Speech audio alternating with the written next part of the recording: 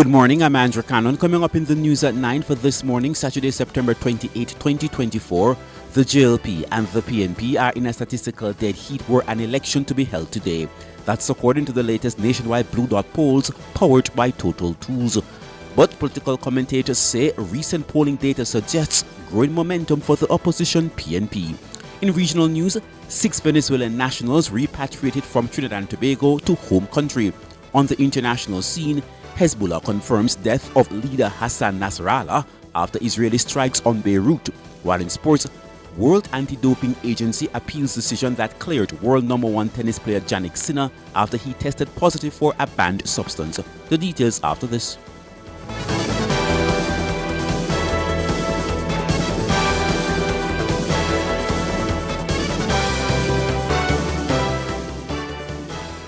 Political commentators say recent polling data suggests growing momentum for the opposition People's National Party PNP.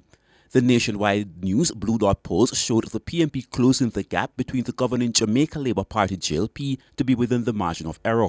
The JLP is polling 31% to the PNP's 28%. 38% of voters are undecided. Gender specialist Dr. Nadine Spence says the PNP has been in the field working while the JLP has grown complacent. As I said earlier, it's looking good for the PNP. They have closed the gap and have been closing the gap consistently. Some of us might not have seen it coming, but they certainly have. I mean, well, if you were paying attention in February, you would have seen that they would have moved up as well. So I guess their presence in the media has been consistent. That's one thing, social media or mainstream media. The PNP hasn't left the issues that are critical to them alone. They've been consistent. And they've also got a lot of support from people outside of the JLP who speak the same thing that they do. I don't know if the JLP has been able to win a cross-section of support among other influencers in the society the way the PNP has. Dr. Nadine Spence, political commentator, speaking on Nationwide at 5 on Friday. While the JLP still holds a marginal lead, it falls within the 3% margin of error. This puts the two political parties in a statistical dead heat. If an election were called today, the PNP would more than double their tally of seats in the House of Representatives, moving from 14 to 30. The JLP would retain only 33 of the 49 seats it currently holds. Up-and-coming commentator and former head boy of Campion College and champion debater Ronaldino McLean says Mr. Golding has managed to do a lot in the way of improving his public image.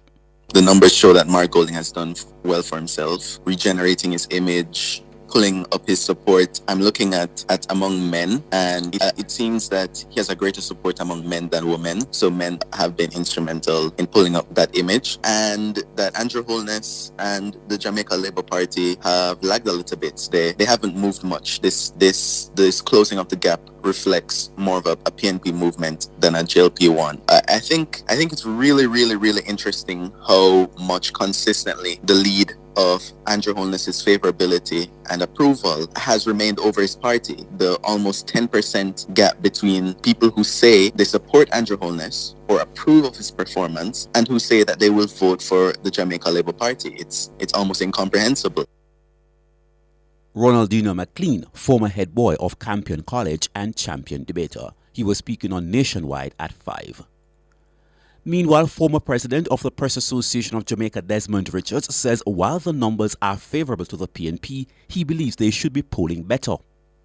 Most people would say that the PNP has done good, but I would say that they should have done better. You see, one of the things that we must remember when we look at polling results and elections in Jamaica, we have had a system where each party has done 2 terms. Apart from the PNP was the only party since 1944 that did 3 terms. 4 terms, right. So I would say yes, Mark and his team has been working and they have done well, but they should have done better.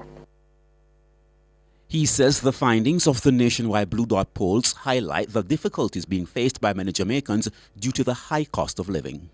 For me, the poll results is a reflection of what the ordinary Jamaican has been experiencing. Cliff, and you're supposed to know this, the the life of the ordinary Jamaican has been very, very tough, you know. People are having it difficult. Just this evening, I'm talking to two residents over in Portland. People are having difficult in accessing health benefits. The cost of living is so high. People are having it hard to send their children to school, to pay rent, pay transportation. And one of the things that the ordinary Jamaican is feeling it, right? And therefore, they believe that a change of government might assist. Desmond Richards, former president of the Press Association of Jamaica, he was speaking on Nationwide at 5.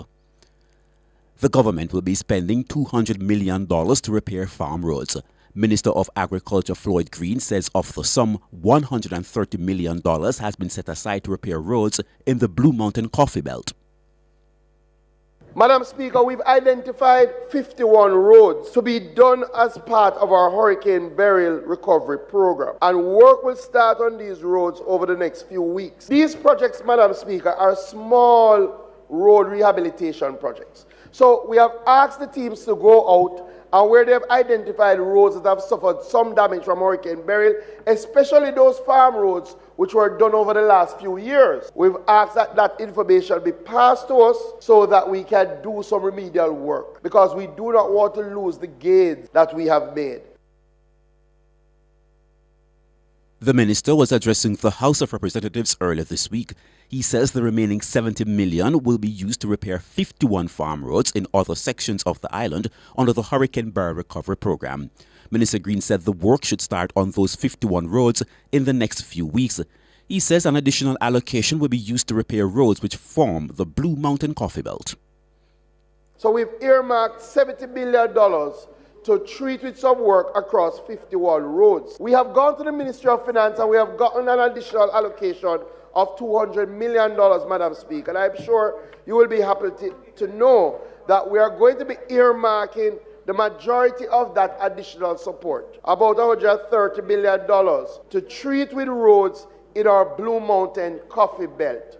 So to deal with some of our roads in East Rural St. Andrew, West Rural St. Andrew, parts of Portland, and of course parts of St. Thomas. They are long, long overdue.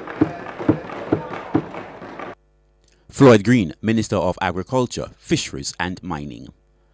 Meanwhile, the Agriculture Minister sought to assure the public that the additional allocation will not impact already existing roadwork programs.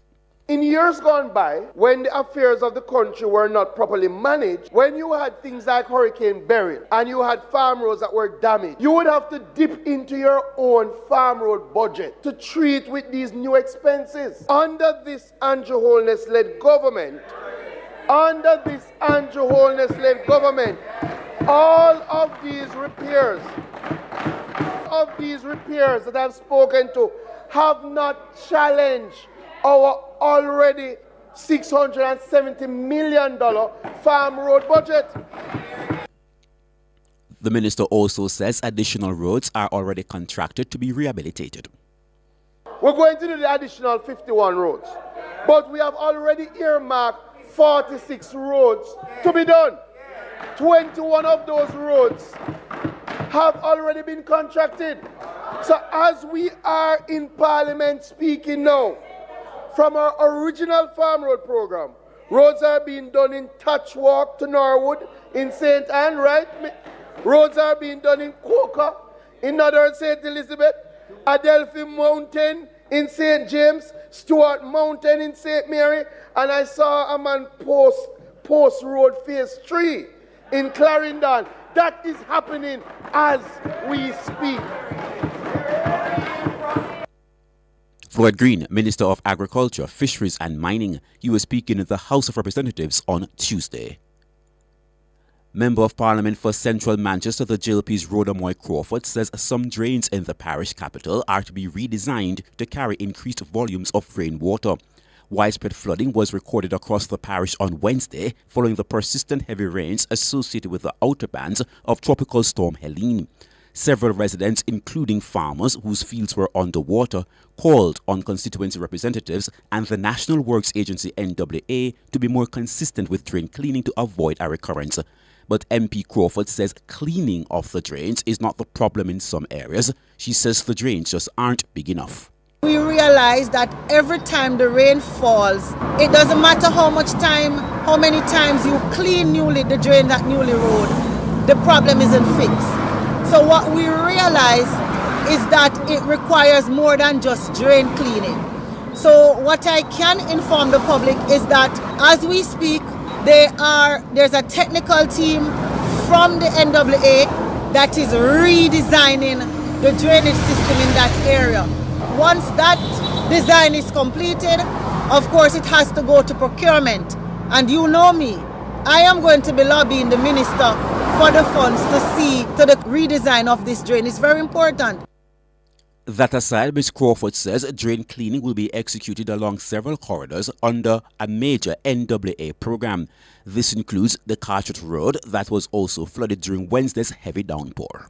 This program is not only happening in Manchester Central, it's happening in the 4 constituencies. So understandably, there are some areas, even as we speak in South Manchester, badly affected by flooding.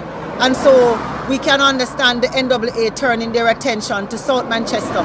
But I have been assured that in the same way works will commence for major debushing and drain cleaning along Williamsfield to Caledonia Road and Royal Flat along Newhall to Richmond. Works will commence along the Carteret Road corridor, if not the weekend, early next week, and along the Mandeville to Rhodes Corner corridor.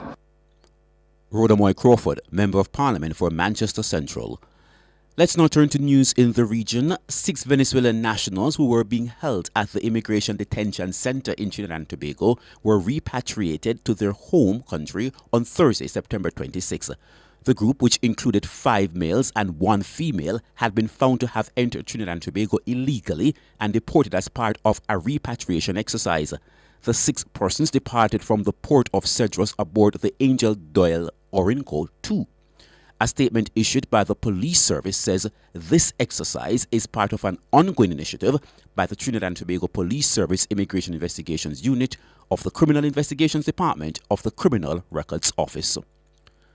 To news now on the international scene, Hezbollah has confirmed the death of its leader Hassan Nasrallah after Israeli strikes on Beirut. Nasrallah, who had not been seen in public for years because of fears of being assassinated by Israel, was one of the best known and most influential figures in the Middle East. Airstrikes continue in southern Beirut, with a BBC correspondent seeing thick smoke rising over several locations in Danea on Saturday morning. Elsewhere, the Israeli military says that it is attacking targets in the Bekaa Valley after detecting a rocket fired from Lebanon.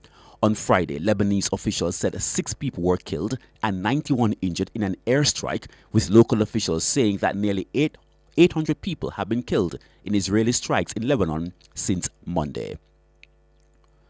Let's now turn to sports. The World Anti-Doping Agency WADA says it's lodging an appeal with the Court of Arbitration for Sports CAS after an independent tribunal found world number 1 tennis player Jannik Sinner wasn't at fault for twice testing positive for a banned substance in March 2024.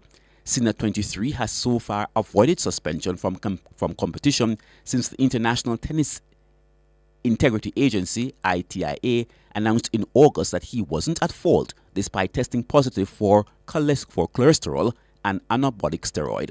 2 samples collected 8 days apart in Indian wells in March showed low levels of the drug. In a statement posted on social media in August, Sinner said the positive test stemmed from inadvertent contamination of clostebol through treatment from his physiotherapist. The 2024 Australian Open winner also said that his physio had been applying an over-the-counter spray to their own skin, not on Sinner, to treat a small wound. And now for a recap of the top stories making the news at this hour. The JLP and the PNP are in a statistical dead heat were an election to be held today. That's according to the latest nationwide Blue Dot polls powered by Total Tools. But political commentators say recent polling data suggests growing momentum for the opposition PNP. You can find the news on our website at nationwideradiojm.com and on the Nationwide app available on Google Play and the App Store. News is next at midday.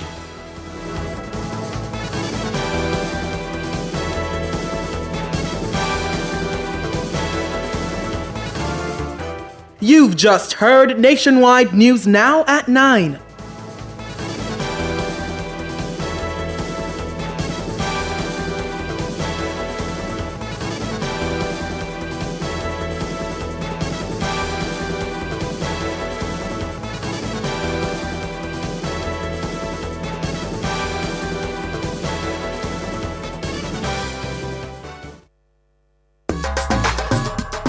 Gonna win?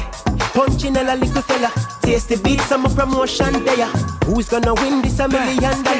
You have a chance to win, my you just follow. Win $1 million in the Tasty Beat summer promotion. Purchase any Tasty Cheese product for a chance to enter. Find our Tasty Beat flyer, scan the QR code, upload your receipt with your Tasty Cheese, fill in the other details, and that's it. Plus each week, win $60,000 and other small prizes from Tasty Cheese. Conditions apply. Authorized under Section 58.3 of the Betting, Gaming and Lotteries Act. You've weathered the storm, but rebuilding and preparing for back to school have taken a toll. It's time to get some money in your pocket. At Chris and Charles, we understand your financial needs. With just a quick call, you can access funds to catch up on bills and cover unexpected expenses. Our process is fast, simple, with funds deposited in your account in no time. Don't stress, get money in your pocket. Call 876-926-0609 or visit our website today. Conditions apply. When you think loans, think Chris and Charles. If me a sleep, a nationwide. If me a walk, a nationwide. If me a drive, a nationwide. Nah, go over there. Why? Because you nah listen nationwide. A nationwide, me say. Some cry, some smile.